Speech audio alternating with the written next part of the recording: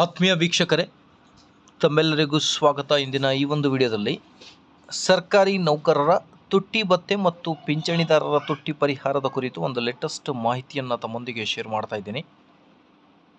ಜುಲೈನಿಂದ December 2025ರವರೆಗಿನ ಅವಧಿಗೆ ತುಟ್ಟಿ ಭತ್ಯೆ ಡಿ ಅನ್ನು 3% ಹೆಚ್ಚಿಸಬಹುದು ಅನ್ನೋದ್ರ ಬಗ್ಗೆ ಒಂದು ಲೇಟೆಸ್ಟ್ ಮಾಹಿತಿ ಲಭ್ಯವಾಗ್ತಾ ಇದೆ.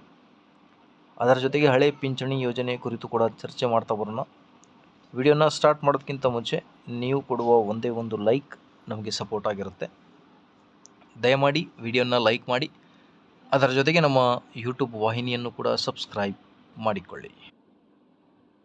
ಸ್ಕ್ರೀನ್ ಮೇಲೆ ಗಮನಿಸ್ತಿರ್ಬೋದು ವೀಕ್ಷಕರೇ, ಗುಡ್ ನ್ಯೂಸ್. ಸರ್ಕಾರಿ ನೌಕರರಿಗೆ ದೀಪಾವಳಿ ಗಿಫ್ಟ್ ಶೀಘ್ರದಲ್ಲೇ 3% DA ಹೆಚ್ಚಳ ಅನ್ನೋದ್ರ ಬಗ್ಗೆ ಒಂದು ಲೇಟೆಸ್ಟ್ ಮಾಹಿತಿಯನ್ನು ಸ್ಕ್ರೀನ್ ಮೇಲೆ ಗಮನಿಸ್ತಿರ್ಬೋದು.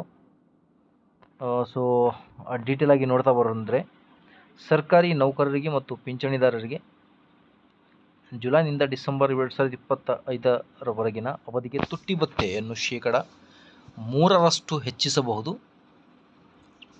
ಹಾಗಾಗಿ ವರ್ಷದಲ್ಲಿ 2 ಬಾರಿ ತುಟ್ಟಿ ಭತ್ಯೆಯನ್ನು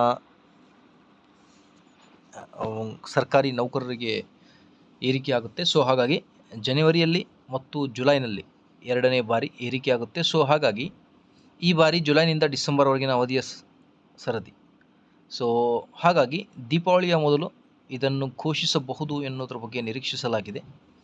ಸೊ ಈ ಹಿಂದೆ 2% DA ಕೇಂದ್ರ ಸರ್ಕಾರಿ ನೌಕರರಿಗೆ ಮತ್ತು 1.5% DA ನಮ್ಮ ರಾಜ್ಯ ಸರ್ಕಾರಿ ನೌಕರರಿಗೆ ಏರಿಕೆ ಮಾಡಲಾಗಿತ್ತು.